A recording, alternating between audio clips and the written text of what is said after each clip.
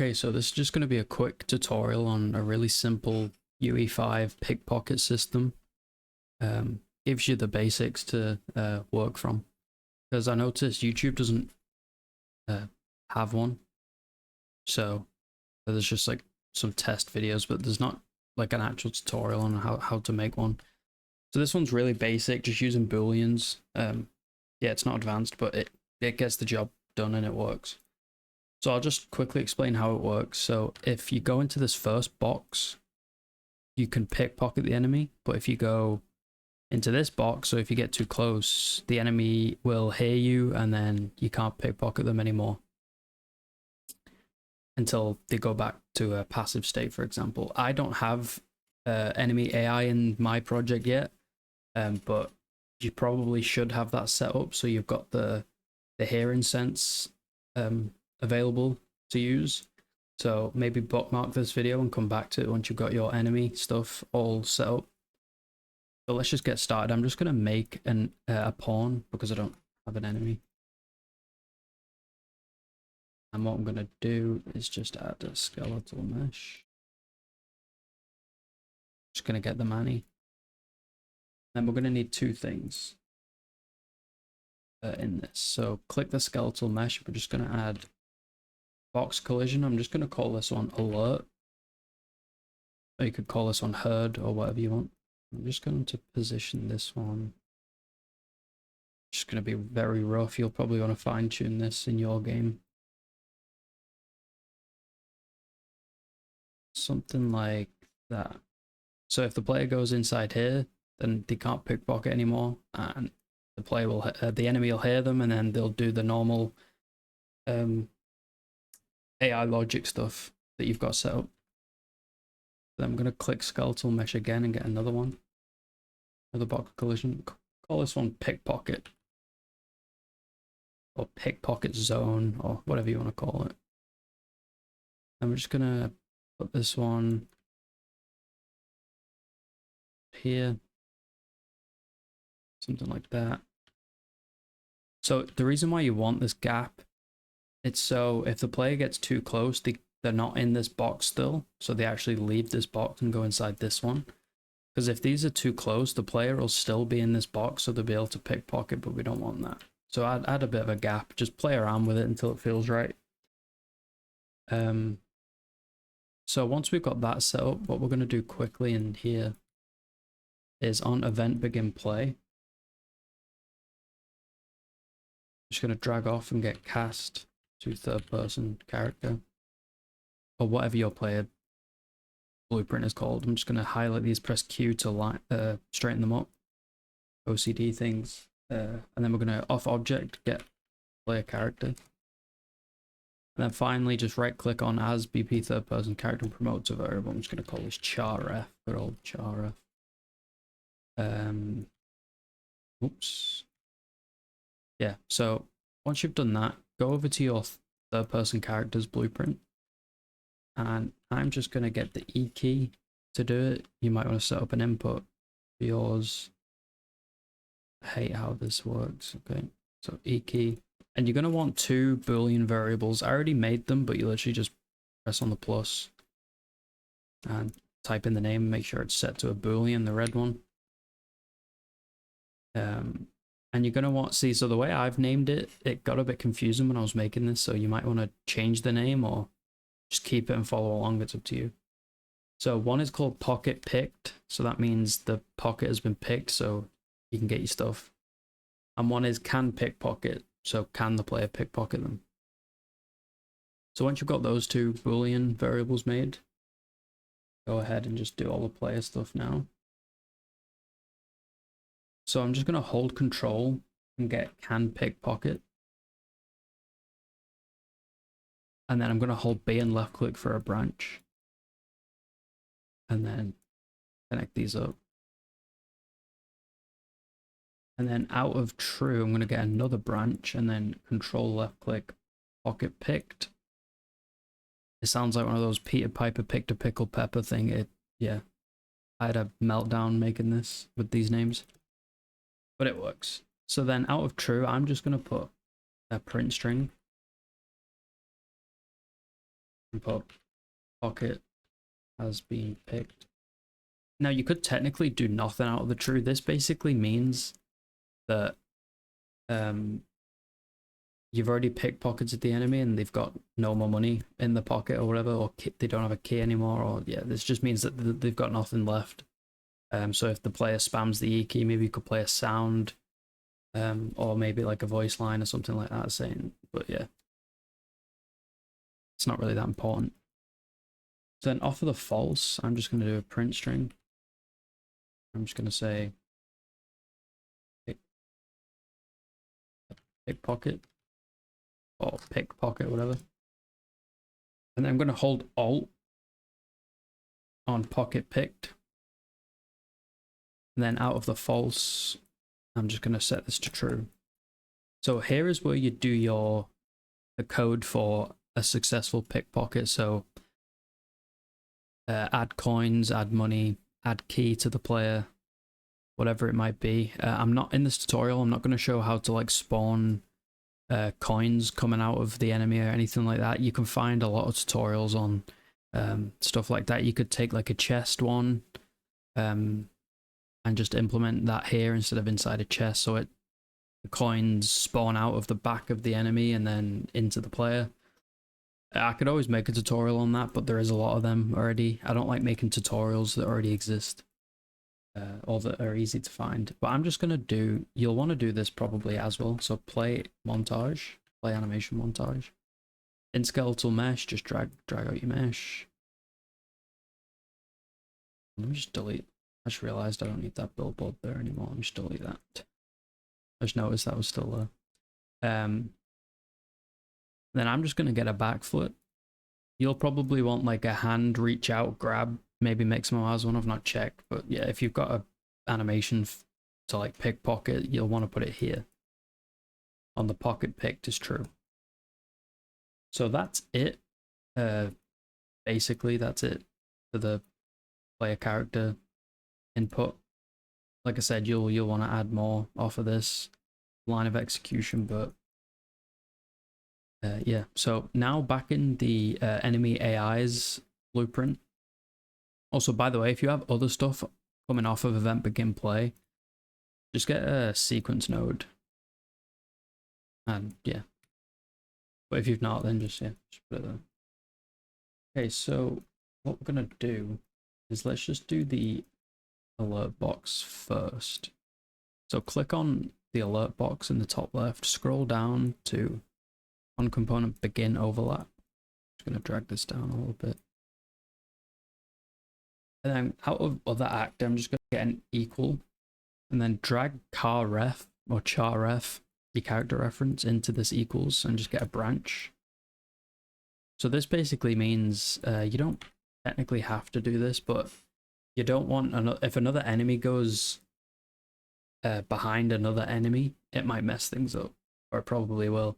So make sure that it equals the actual player character who's going into it.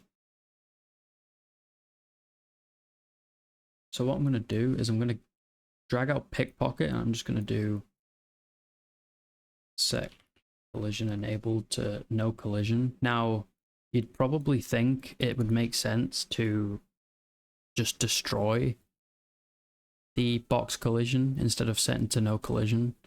But the issue with that is if the player presses E in a quick enough succession, on the next bit we're going to do it, but basically if the player just spams E really quick, which they probably will be doing when they're trying to pickpocket in the game, it can throw out errors like access none stuff, and it'll probably make the game crash, so you don't want to do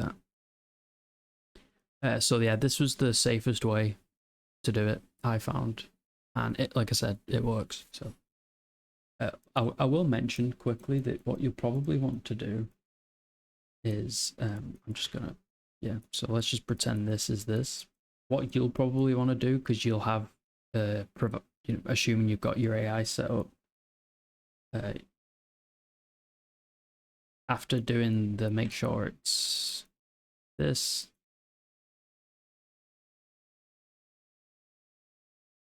you'll then want to check just is state passive. You should have in your AI system like a way to get a condition on it. Is the enemy AI state passive? And then if that's true, you'll want to set the pickpocket to query only, which is what a trigger box should be. And then if it's false, it'd be no collision.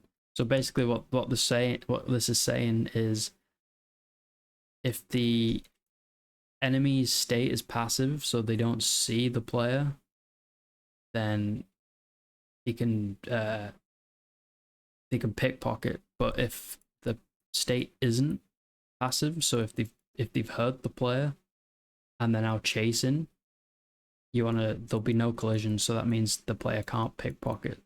So that stops the player from just running behind an enemy that's currently chasing them and pickpocketing them anyway. That's the failsafe for that. But I don't do any of that.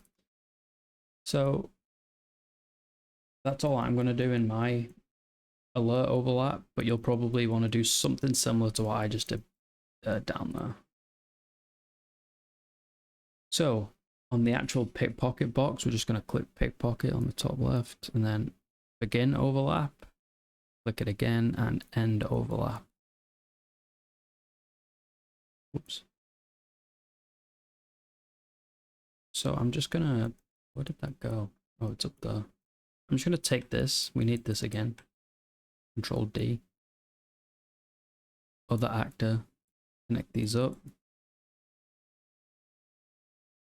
So on begin overlap, it's really simple. We're gonna drag out of character reference and we're gonna set and pickpocket to true, out of the true. So that's it for the begin overlap. But then on the end overlap, just grab these, connect this, connect this. This is a mess, by the way. You'll probably want to make this a little cleaner, but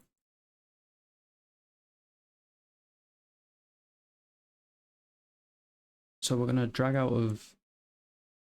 Actually, yeah, I'm just gonna do that so it's cleaner. I'm gonna drag out a character reference again. I'm gonna do get pocket picked, not set. We're gonna get it. Then make another branch off of true. So if pocket picked is false, what we're gonna do is set can pickpocket to false. But if it's true, I'm just gonna copy paste that can pickpocket. I'm gonna set this to false also, and then we're gonna drag our character reference again and set pocket picked to false also. Then we're gonna get just a delay of 0.2 seconds. Make sure everything's it could probably be like 0.1 honestly. But it just gives the game enough time to set the things to false. I know it probably does it within like a couple frames or a frame, but yeah. And then we're gonna drag out pickpocket and set collision enable to no collision. This. Okay, so that is everything coding wise. So let me just explain as best as I can what's going on. So when the player overlaps with that pickpocket box, we're going to set can pickpocket to true. So then when we press E, can pickpocket is returned true. So then it checks, has the pocket already been picked? No. So it's not. So then it's setting it to true. And then this is where you'll add gold, a key, or whatever it might be, or an item that you need. So this is now set true. So then if I press E again, this is going to return true. So it says pocket has already been picked. Pocket has been picked. Then in here on end overlap, if pocket has been picked, you're just going to turn it off. Like you're done. Like it's been picked. You got your money, whatever. And then if it's false, you're going to set can pickpocket to false and keep the box there. So what this is basically doing is just resetting everything back to normal. It's turning everything off and it's all just back to the start. So let me just show you it now. Okay, so I'm in the game. I press E, nothing happens. I go inside the pickpocket box. Played the animation. It said pickpocket at the top left. So I've now got whatever I wanted to pickpocket, and then if I press it again, it says pocket has been picked. So I can't infinitely pick as pocket, right? And then if I leave the box, I press E, nothing happens. I go back into the box, nothing happens because I've set the collision off. So I can't pickpocket him anymore. Now if I just press play again. Now if I go too close, you see it says heard, so the enemy heard me and he'd now be chasing me in the normal case, but I can't pickpocket him because he heard me.